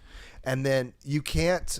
Well, and the people who are willing are going to be the people who open the door for PS5 anyway, right? Exactly. But then the people who, like I said before, that I've seen so many complaints of, this is too soon. 2018 or 2020 is too soon. It is not too soon. If you are still playing your PS4... Let's just say November 2020 would be... Perfect. November 2020 is 7 years. 7 years. Perfect cycle. And then, see, that's the thing, too, is that, like, I got a cell phone. You know how much this Google Pixel XL2 cost? $1,000, because that's what you pay for yours, too. Yep. You know what? In, like, probably about a year and a half, I'm going to get a new phone. This phone Probably. did its job for $1,000 for the 2 years I had agree. it. I've already gotten my $1,000 worth out of my phone. Me too. the 9 or But we're speaking from a very different thing. We have a little bit more disposable income. no, so it's not even that, though. But yeah, I'm with you. But we're being the cutting edge of technology. We got this phone because we wanted. Yeah, the early adopters are going to be the early adopters. Let them early adopt, and then the people who are going to be the patient gamers, as they call it, where they're going to wait until just now to start picking up games like The Order and such, just because they wait for good deals, and that's understandable. That's actually very smart of a thing to do, and it works out really, really well. You hear of all the complaints, you hear of all the reviews, you hear of every technical bug, you hear everything, and then you wait for it to go on a deep sale, and then it's yours, and you're fine with that. But I would never tell a company to hold something back because I'm not done with its product. I think that's a very selfish maneuver. Yeah. I think that's it's very selfish, and this is all personal opinion. Like, if you don't agree with me, fine. But if you say that PS5 is too soon, I just spent this much money on a PS4 Pro. Well, it depends on your reasoning too. Yeah, I get that. Because if your reasoning, you could still think. Sorry to interrupt. No, you're fine. But like, I could see. Still, it's just in your mind, like, for completely different reasons, that you think that PS5 is just not coming yet and it's too early. Right. But your reason is not tied to the amount of money you've spent. Sure. Whatever. I get that, yeah. Because I do think that's a weird argument. It's like, technology is technology. No one's forcing your hand to buy the PS5. Exactly. You bought the PS4 at your own pace. Buy the PS5 at your own pace. And chances are, if you're complaining about like that, chances are this game's going to run 4K better, so you better have a 4K TV to play it on, and that's just as expensive as a PS5. And that's as technology continues to go, you're doing more and more, right? Yeah, as just with the next gen consoles likely having 4K as a standard. Yeah, you're gonna have way more drive to go to 4K as a TV, which is if there's some backwards compatibility thing, then the backlog excuse is just gone. Sure, just because it all can carry over potentially, which I hope that works. But yeah, if you're still playing games and you're not ready for PS5, that's perfectly fine, but don't wish the company not to release it because of that. Like, that's your thing, you're doing.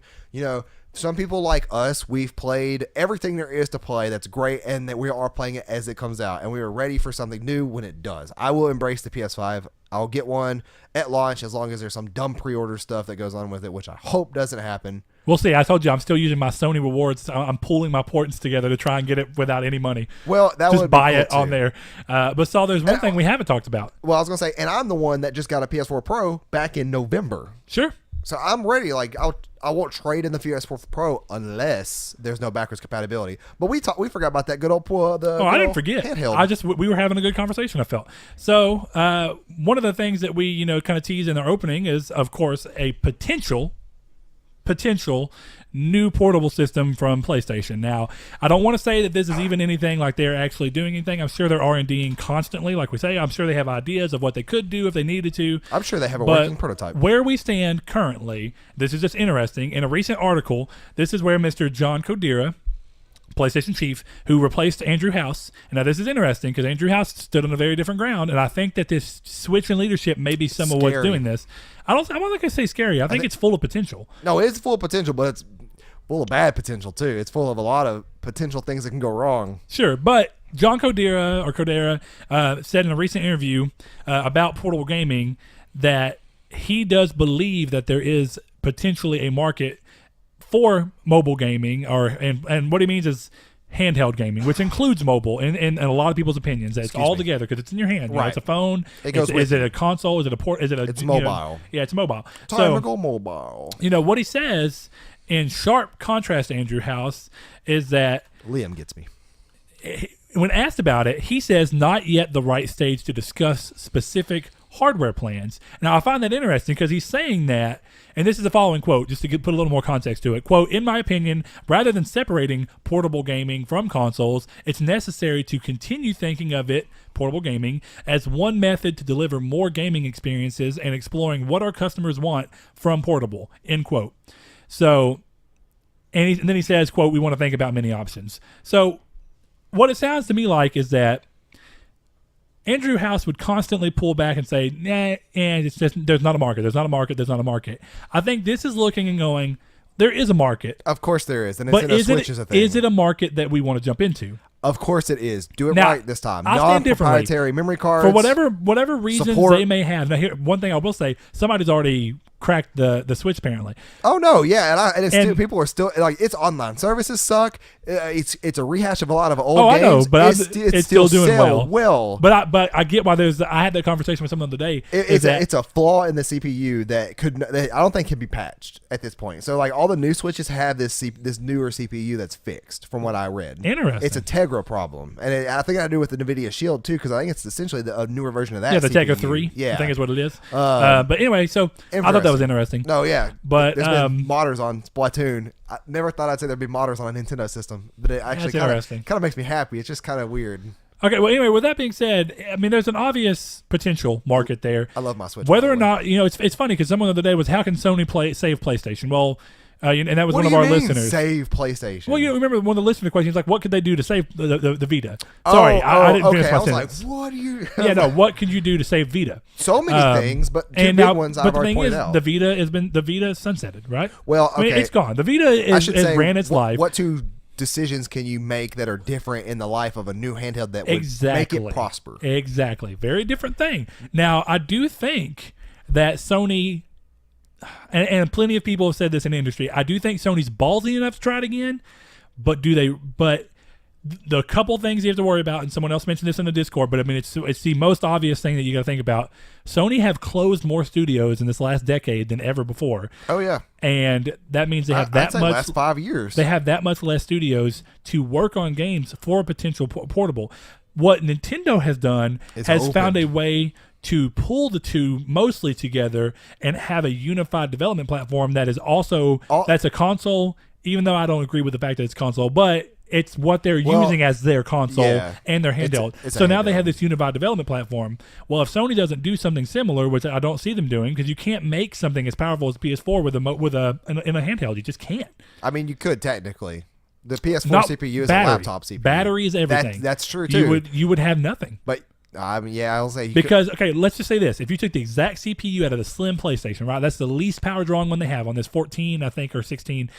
You probably need 8,000 milliamps to operate for like. But 3 my hours. point being is, it pulls 2 hours. It pulls like 90 watts, 70 to 90 watts. All right, do you want the Switch? Yeah. The Switch under load pulls like 14 watts. I forgot about actual power. Or so like my point wattage. is, so when you're pulling that much, dude, you can't even take the refined version. That's because the Slim is way more power efficient than the original PlayStation was. It was the PS4, or it is. So my point being is that you can do it, right? You can make a portable PlayStation 4, but it would basically essentially be the size of a laptop. So why then not just have a laptop? That starts to be the argument. You're getting rid of the point of having the handheld.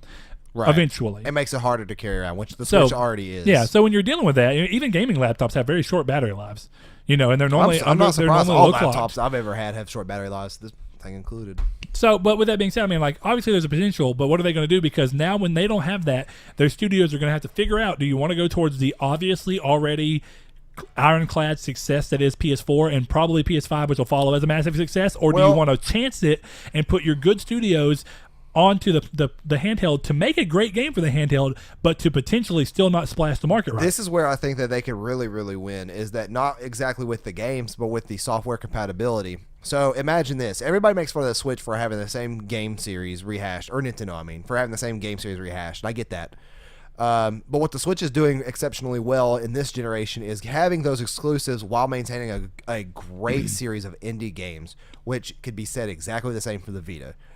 Imagine if a new PlayStation game came out with a Last of Us game that involved somebody else, and this is just an example, and it was a first-party game that was great. We're just going to call it basically, but we're just going to say it's basically the golden abyss of Last of Us. So right. Bam, and then, off, and a side developer makes it. Day one, and then it included games like Stardew Valley, Bloodstained, all these other great indie titles, and then that was just a launch. Let's just say that 1 or 2 first-party games that were great, similar to the Vita, similar to the Switch. Oh, Vita actually had quite a few first-party games at once that were good. Very good. And if they maintained that momentum, the same as Switch is doing, and then it had some kind of built-in compatibility, whether it is PlayStation 1, PSP, PS Vita game library, plus remote play with a new system.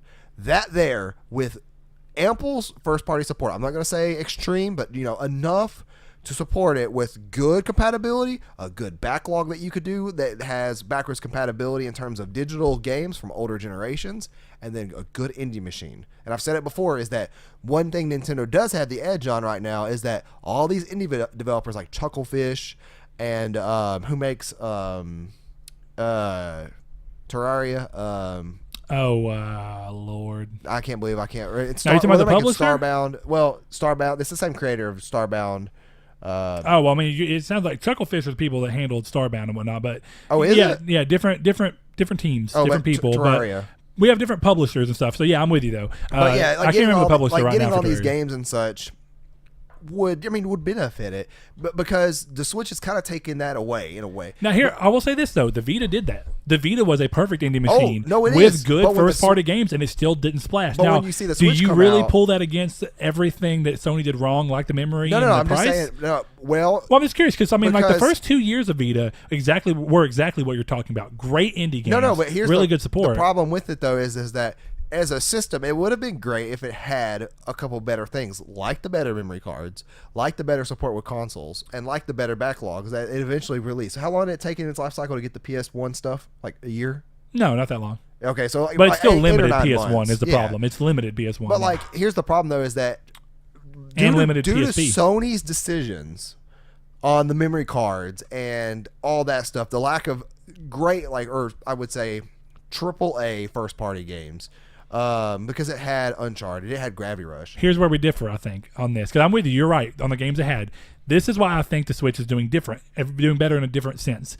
Switch has sold people on the fact that you can play it either way, right? And you can dock it. Right. And that's their saving grace is they can go, well, yeah, this game is big. Well, but it's also meant to be a console game. But the thing about the Vita is that it was trying so hard to do exactly what Switch was doing, but only as a handheld and trying to be like, we're going to be console quality gaming. Well, no. And it's so hard to do that from a budget standpoint. I'm not talking about that, though. I'm talking about like what Sony did to make it fail. Well, yeah, but I'm saying like take all that away. The fact is that you still had a handheld. Let's talk about I guess what I'm saying is let's talk about the similarities between the Switch and the Vita, right? Well, it's more of company support than anything. Well, yeah, but I mean, and that's what. And we're talking about Sony needs to take the blame, but very similar early on, and that's what I'm talking about. Just from everything that's in, and you still may be going somewhere else, but I kind of want to get your mind in the same spot as mine, so that maybe it'll help me get in the mind of yours whenever you keep going.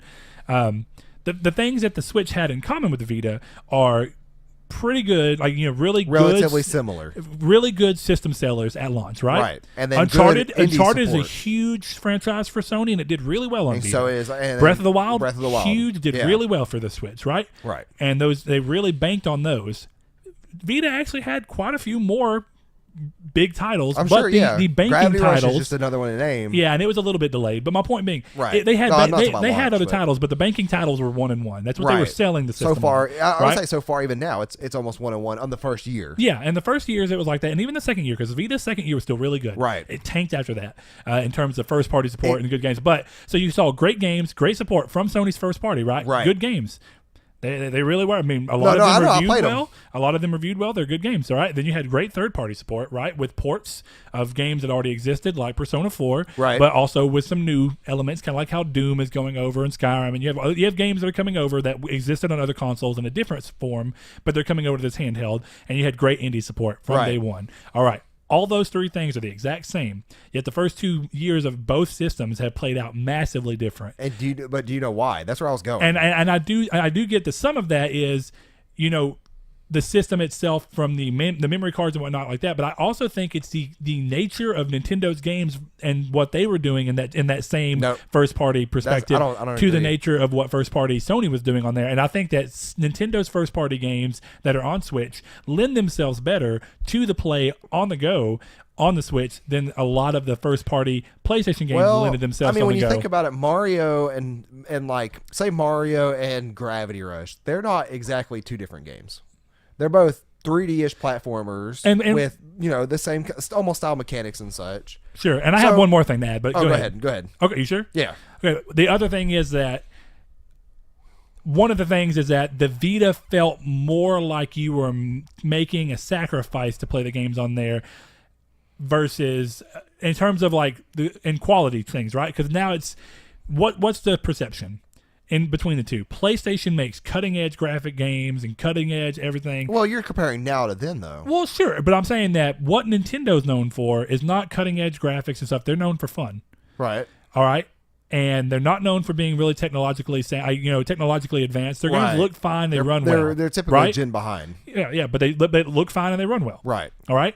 And Nintendo's able to do that on Switch so easily with the expectation going through where it's like, oh, this is just like if I was playing Wii U, because Wii U just had fun games that didn't look spectacular, but they looked fun enough. And now I'm doing that with Switch. Whereas on the Go, you're making a lot. Okay. In handheld mode. Yeah. But like, on the go. Vita, it's like, Okay, okay, go well, I'm playing Uncharted on the go, but I'm making some sacrifices to play Uncharted on the go. It felt pretty full-fledged, but it wasn't quite there, right? Everything was always slightly off, and they didn't feel. It felt like you were even though they felt really close to PS3 games. Even Killzone, right? Killzone. I would argue that in like Mercenary, right? In 4 years though, you would say the same about the Switch. Oh yeah, but I'm talking about even day and day. So like, Well, I never really thought that about the Vita. I thought the Vita was like essentially a portable PS3. well, yeah, but even then, that's what I'm talking about. PS3, what was releasing on PS3 in the same year that the Vita came out, Right. versus what was releasing on the Vita in the same year. You had similar games, but they were making like they were conceding certain things to be able to get them to run. Yeah, right? that's You're understanding doing in the handheld though. well. That's, Like, that's what I'm saying. Whereas handhelds. Nintendo's doing it, their games are just different. Their games fit the handheld mold what I was well enough already. But go ahead. Sorry. that's kind of a different point or a different like path of an argument, or not even an argument, but of a point to make, because what I was going to say was that the Vita launched and it sold quite a lot. And then there was that weird lawsuit with the 3G and such.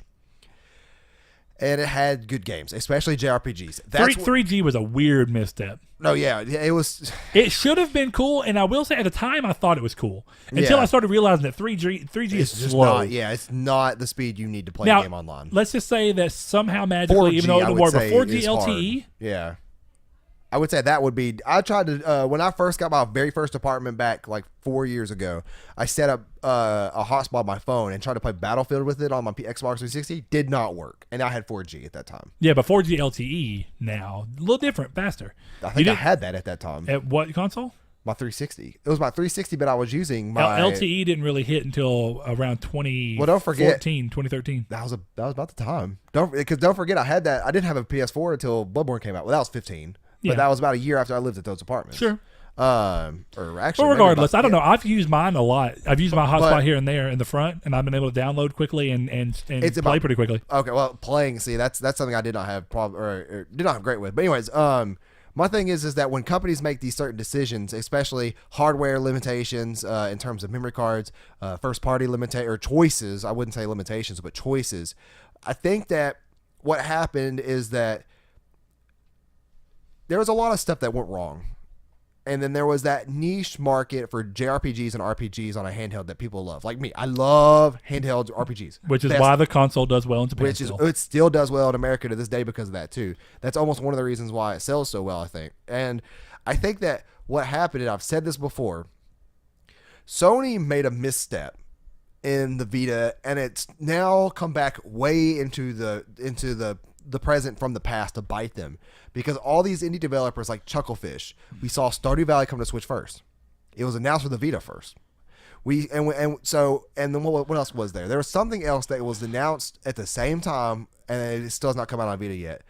Oh man, I see memes over there. But anyways, I think that their misstep caused a lot of indie developers to now go to Nintendo instead of any potential handheld they have, and obviously, people like Chucklefish, people like who made Devolver Digital. There's plenty of them. I was gonna say who made Guacamelee, Juicebox or Juicebox or Hotbox. Juicebox, okay, Hotbox. I think that's a anyways,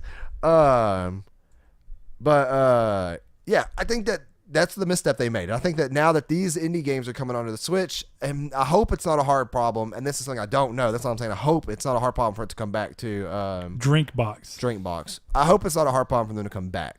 I want them to come back. I want the next Sony handheld to be successful. I wouldn't expect anything less. But with this new change in leadership, I'm curious and I'm cautious. Stop looking at RuneScape memes on the show. Shout out to my shirt. For those of you who can see it. I dead ass thought that was a Minecraft shirt. No, it's a Vita shirt. I mean, it's a RuneScape shirt. No, I really was gonna ask you why you were wearing a Minecraft shirt the other day, or when I walked in, I was like, why is he wearing a Minecraft shirt? Until you pointed that out, now I was assuming you're wearing a Minecraft shirt. Anyway, my point. I get your point, and I get my. Sony. There's potential there, but are Sony too scared to repeat the same mistakes? And that's what or is it that the market works better in a handheld sense for Vita, for Nintendo than it ever will for Sony, because it always has. It's crazy because of how Nintendo doesn't listen to their fans and their consumers. Neither does Sony, but Nintendo still pulls it off somehow, and then Sony pulls the plug on the first party support. Yeah. If Nintendo did that to the Switch in a year, I'll say imagine the outburst. The online services of the Vita are still better than the online services of the Switch, which is insanity. Because Nintendo's so far back. They're a generation back. That's why, like, when I was laughing so hard when somebody was like, I got hacked in Splatoon. I just laughed. I'm like, what kind of sentence is that? What kind of sentence is that if I state that there is modders in Splatoon 2? That is just the most absurd that's why I said I laughed earlier. That's the most absurd sentence I think I've said in 2018. There are modders in Splatoon 2. It's interesting. My thing is when. Because and what would it look like? Would it have any form of a Switch-like compatibility or like it, or would it be dedicated handheld? Better remote play features. That's what I want. See, because it's weird. We talked about this plenty of times, right? But we've never talked about it with actually having Sony even loosely acknowledge that there is at least a chance somehow, some way that there may be something else that they try and do in a handheld market. Until now. So yeah, and I if you guys are curious, go back and watch what our Vita list at once is, because it's still the same, Yeah, pretty much to be a PlayStation version of the Switch without the handheld thingy. I mean, without the docking thingy, and then use micro SD cards. I better be able to go to Walmart and get a SanDisk micro SD card and pop that into whatever handheld you make. If I don't, I probably won't buy it. I don't care what you think. Like, the crazy thing is that Sony's so scared of people hacking their system, so they do these weird preventive measures to stop it. Look what just happened to Nintendo. I guarantee you they're still going to get very, very close to PS4 total sales. But what's really interesting is that, and that's where I was going to go with it earlier, while Sony may have gone through very odd ways with the Vita to make sure that it didn't get hacked, because the thing is... It's still dead in the end, too. It took them way longer. No, but it's still not hacked where you can get free games. It's still not there. No, yeah, but it's still you can run emulation on it. And yeah, but that still was one of their goals to stop. Yeah, but the emulation wasn't a big deal to them. The problem with the PSP is that once it got hacked, people could dump the cartridges and just give the games away. Pandora's battery. So my point being that when people did that, and they were able to take the contents of one of the UMDs and dump it onto a computer and make an ISO or a CSO out of it, right? And then you could just run it on a memory card, and it ran better because the memory speeds are better. That's not happening with the Switch, is it? Because it happened with 3DS. See, the potential is very high. Well, see, and that's still one of the craziest things to me is that how many 3DSs Nintendo sold, and that they were hacked for half of the generation on, and I'm not talking about, and it's all different, but I mean, it's about between the two companies. It's different because it's still weird that they fear so much of hacking, and then they use this weird proprietary thing almost as an excuse. But they've still not been hacked in that way, and it took years to even crack it. But their system's dead. I know. So what have they gained? It's a double-edged sword, right? No, it's not. It's not a double-edged sword. But my point being is it was a catch-22. Oh, it was a big catch-22. Because the problem they had. Let's kill off our system because the problem they had with the PSP was. Publishers got really scared about putting their games on the PSP. Of course, yeah, because they wouldn't be bought. And so what did Sony do? They go, oh man, we're going to make sure that we invest in software engineers to make better firmware. Let's make our own. Well, no, that's exactly what they did. It was more than that. The system, even past memory cards, it's just hard to break. My point being, I guarantee every someone can get an SD card and they'd be broken. Every measure, there's apparently a thing that you can do that puts an SD card into a PS Vita memory card shape, but I don't know. What? Yeah, very odd. Like you put it in there as an adapter.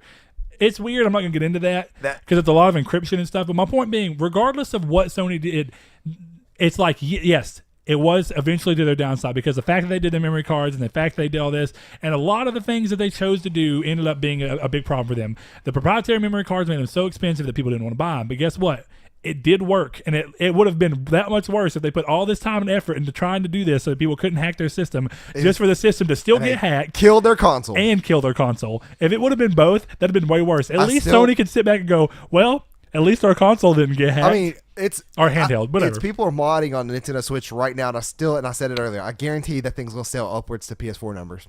Like it's just that's how I don't know what it is. It's just Nintendo's formula and the fact that they have already gotten a fix out for it. Yep. And you know, if you have a company too that also reinforces rules and disciplines the people who do ban, like if you're caught modding on a console, I will say a current console, go for it with the old ones. I am a fan of emulation when used properly. Emulation's not Different. modding. Well, in a lot of ways, okay. It's running unsigned software. It is. It's a gray area though when I say I have a modded Vita, because typically you're gonna think emulation or something. Yeah. Or a modded potentially, PSP. or just running homebrew or whatever, which is unsigned software. Yeah. But that's all gray area to me. I think that there's right ways to do it. There's wrong ways to do it. But when you mod a console to exploit something to mess with other people is the thing that I draw the line very strictly at. And I think that if you are caught with that, like honestly, don't just mod new consoles. Wait like 5 years, then buy one of them modded or something. I don't know. Just ban everybody who like gets caught with these kind of mods. All right, this is like an entirely different conversation now. This conversation's gone everywhere. I'm tired and I'm rambly. I want to go home and play Detroit. I'm hungry, so yeah, let's do very this. hungry. All right, well, guys, I hope that this has been a good episode. It's been a very interesting episode. I think I'm learning more about Saul's opinion on things, which is good. Because look, not only do you learn our opinions, me and Saul learn more about each other. Tell you about my best friend. Jalapeno peppers and grape jelly are also really good too. I forgot about that. Jalapeno peppers and grape jelly? Yeah, like I accidentally had a I forgot what it was. It was like a jam at Walmart, and I grabbed it thinking it was it was jelly. jalapeno jam. It was jalapeno jam. I got you. All right, got anyway. Jalapeno my mouth. Oh my gosh. This has been Triangle Squared. We will see you for the next episode. Thank you very much. Thank you guys.